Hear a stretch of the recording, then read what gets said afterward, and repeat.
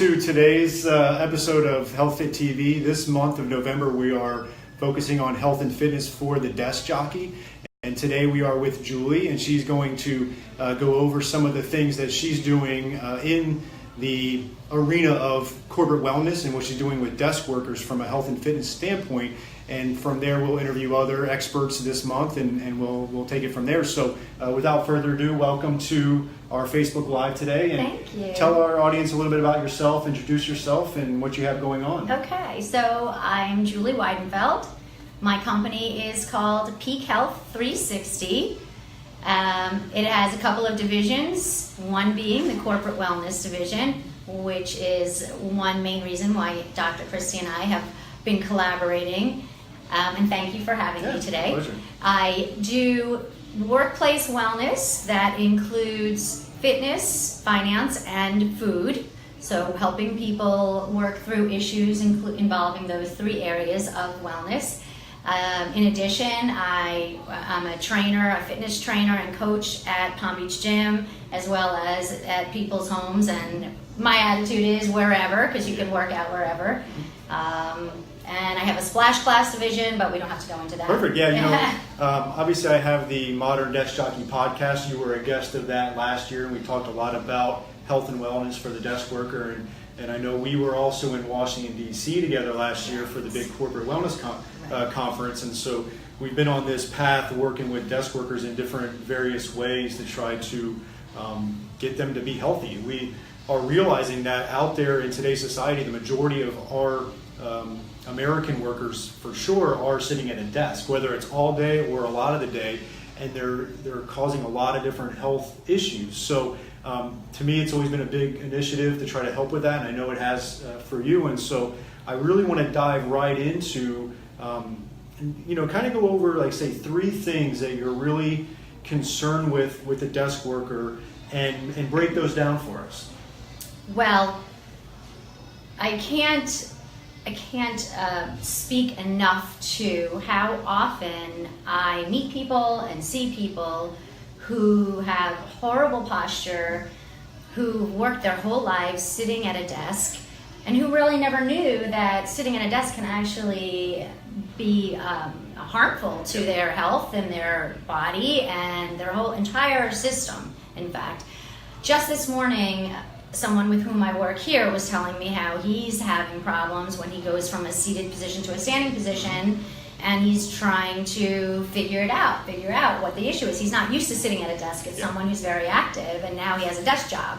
So to me, moving makes so much sense in every aspect of your life. Mm-hmm. And if you're going to do it at home, or you're not going to do it at home, and you're at your office most of the day, then moving in your workplace makes perfect sense. So what are a few things tips you can give for them to move around at the workplace more often? So one thing I always tell people is every hour, if you need to set an alarm, just stand up and either do squats at your seat or walk around the office place, or just move. Just not even 5 minutes. It could be 3 minutes, 4 minutes. Just get your blood flowing and move around.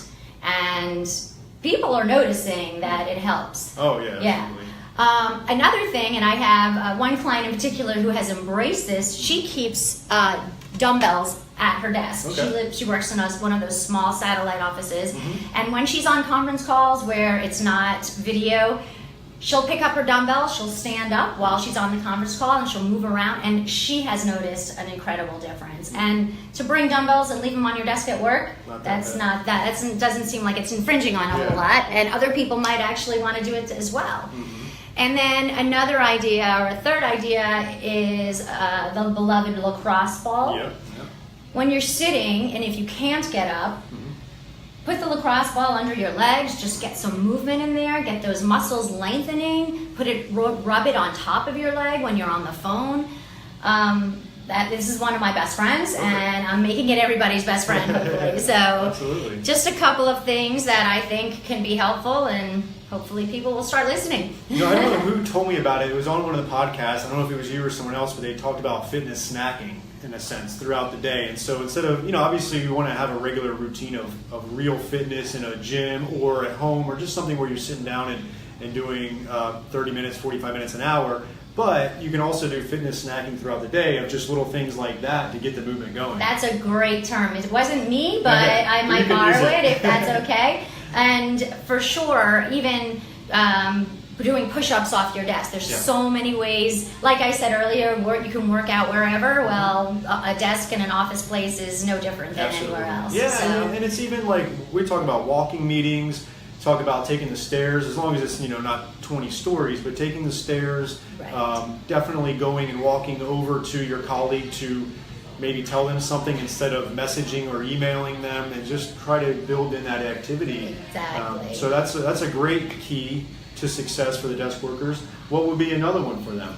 Well, when you arrive at your office, park at the farthest spot away that you possibly can. I think I've heard you've mentioned that. That's a good one. Yep.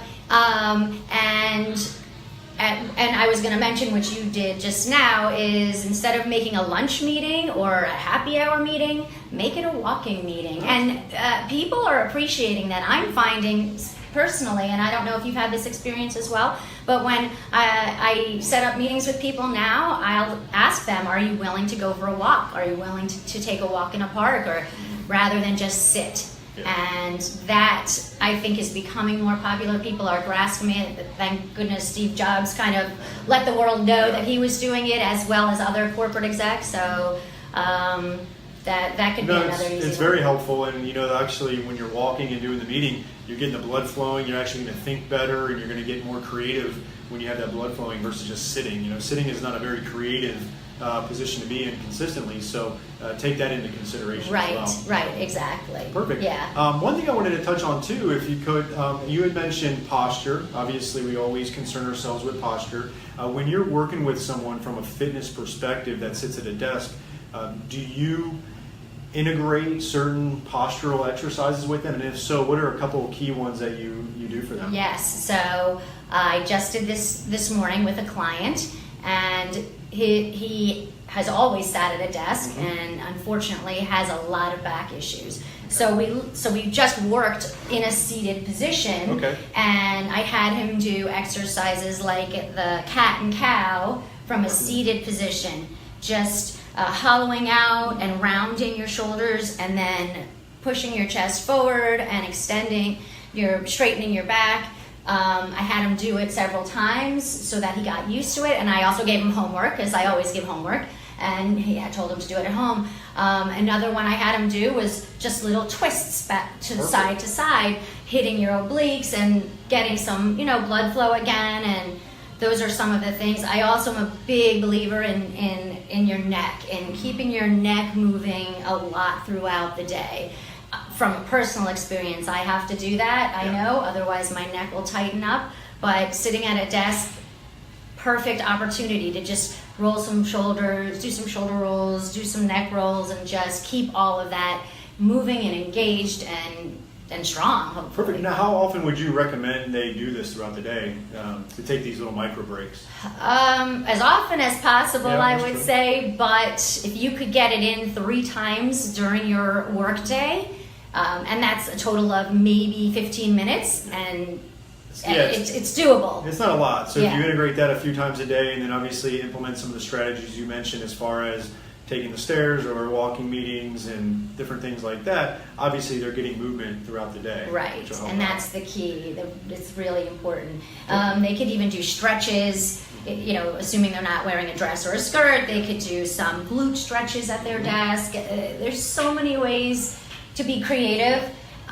People aren't necessarily educated at the moment, or they haven't taken the time to become educated, but because of people like you and hopefully me, and people can learn more and do more with themselves. Yeah, and I think that's the biggest thing, is understanding.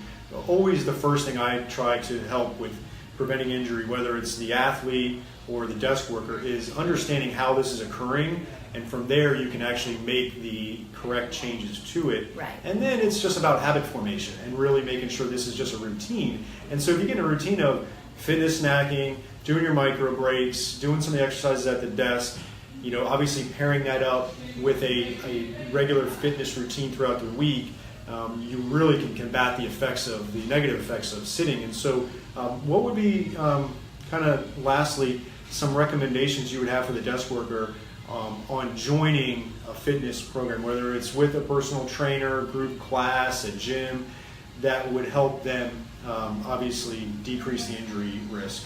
Find a buddy. Find a buddy at work, or a friend who works close by, or somebody who you know who wants to be fit and wants to get in a workout and needs the motivation as well. Everything is better with a friend. Yeah. So, and you are accountable to each other, and that's part of it. That's part of the equation. Is when you're accountable to somebody else, you do it more.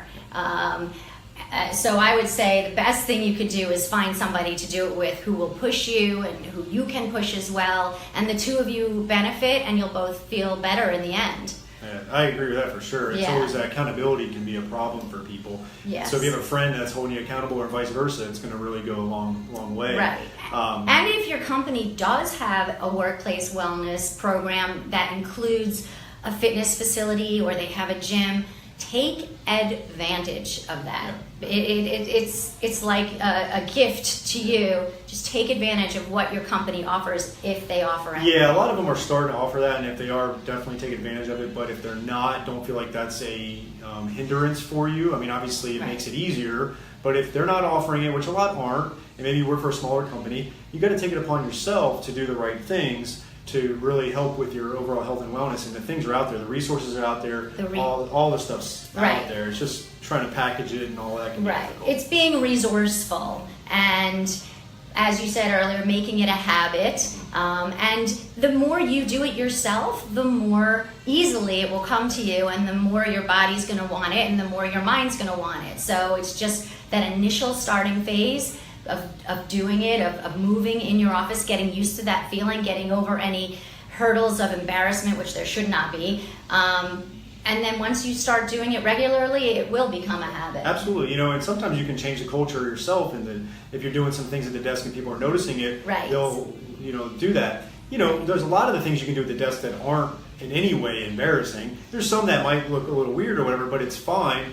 If you do have access to a private room or an aerobics room, you can go in there. It's walk to there and do some of it. So there's definitely options and solutions for that. Right. And again, if you don't have access to the wellness centers at these corporations, there are resources for that. So to give them some information, how are you working with the desk jockey in that type of situation? And then let them know how you're working with them, and then how they could potentially reach out to you. Sure. So I'm a big believer in efficiency, that your workouts can be done in a short amount of time to a maximum benefit. So I will either go into a company and work with individuals one-on-one, and we get creative with where we're going to work out. And it's always important to mix it up. Don't get your body used to the same exercise all the time. So I'll go into companies, I'll do group classes, I do individual one-on-one training. It could last 15 minutes, it could last 30 minutes. It all depends on the environment and the person with whom I'm working. I also encourage people to try to get out of the office and come into a facility. Here at Palm Beach Gym, especially during lunchtime, it's the greatest time. There's not a lot of people here. And we can get in a quick workout. I hear a lot that people don't want to sweat during the day, but it can be done without a lot of sweat as well. And there are showers here, exactly. So I can be reached on Facebook at it's actually at Travel-Fit. Oh, perfect. And as well my website, which is www.peakhealth360.com. And then you mentioned, I know we've talked about it in the past, a lot of our desk workers do travel a lot for work. There's a little bit of stuff you're doing with those folks too, Yes. right? So let's just touch base on that real quick before we end. Yeah, that's actually how this all started. Is I used to travel for work and always found I had to be a little extra creative in getting workouts in. So I started the first company, Travel-Fit, and I work with people and I will research where they're going to see if the hotel or the location has a gym, if there are good gyms in the area, if there's a great park they can go for a walk, the safety level of the environment or the location.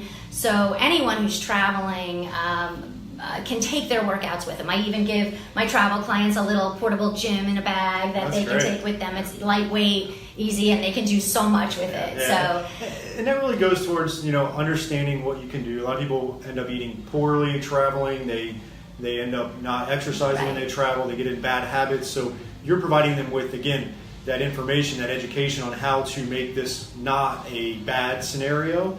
So you're educating them on that, and then you're providing them with useful tools to make it easy, and in habit formation again. So it's really something that you really need to take into consideration if you travel for work, because it should not derail you in your goals, and too often it does. Right, it should not, and it doesn't have to. And touching on the point of eating as well, because a lot of my clients then get concerned about how they're going to eat while they're away. I help them create ideas for meals while they're away, so they're not stuck, so they're not grabbing potato chips at the last minute, whereas they would have rather have had something healthy. Absolutely. So that goes hand in hand. Perfect. I really appreciate your time. That was great. I hope you learned a lot about what you can do at the desk. It really is not too difficult. You can reach out to Julie for any information, any questions you may have, and obviously if you do travel, I really, really encourage you to look into the information she's offering for that, because it really can be a game changer for you. So thank you so much for your time. Thanks, Kevin. I appreciate it.